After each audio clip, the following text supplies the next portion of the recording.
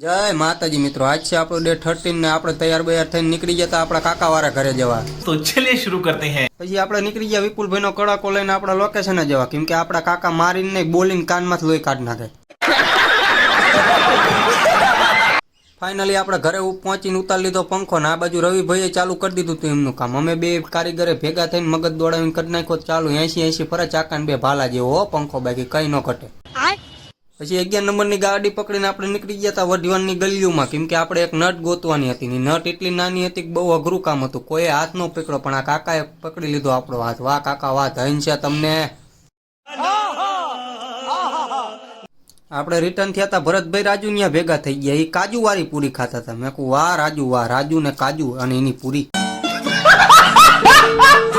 એટલામાં આપણા ઘર આગળ આવી ગયા સતીશભાઈ ડોન, હિરેનભાઈ ની માલ નાખીને આપણી આગળ 200 રૂપિયા લેવા આવ્યા, કે દેવા જ પડશે નહીં હાલે।